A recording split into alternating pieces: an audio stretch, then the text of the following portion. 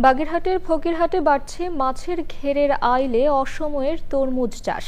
এবার প্রথমবারের মতো অনেক কৃষক ঘেরের আইলে মাচা করে ঝুলন্ত পদ্ধতিতে বিভিন্ন জাত ও রঙের তরমুজ চাষ করছেন। কৃষকদের বিভিন্ন পরামর্শ দিচ্ছে উপজেলা কৃষি বিভাগ। বাগেরহাট সংবাদদাতার তথ্য ও ভিডিও চিত্রে আল মুকসিদের রিপোর্ট। তরমুজ ভর্তি মাচা পরিচর্যায় ব্যস্ত সময় পার করছেন কৃষক। এবছর ফকিরহাট উপজেলায় ৮ ইউনিয়নে প্রায় ১০ হেক্টর জমিতে ৮০ জন কৃষক অসময়ে তরমুজ চাষে যুক্ত হয়েছেন। গেরের চারিপাশে মাছা দিয়ে তরমুজ লাগাইছি। ১,২০,০০০ টাকার মতো বিক্রি করা হয়ে গেছে। আরো অন্তত ১.৫ থেকে ২ লক্ষ টাকা বিক্রি করব।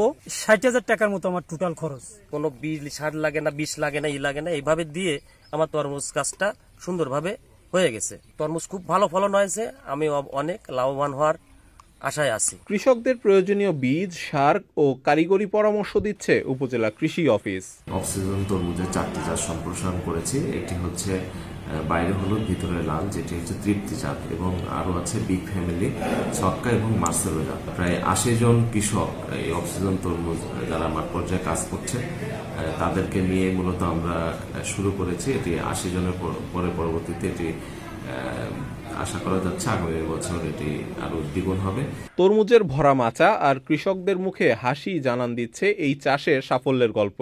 ফকিরহাটের মৎস্যঘেরের আইল জুড়ে অসময়ে এই তরমুজ এখন সম্ভাবনার নতুন দিগন্ত।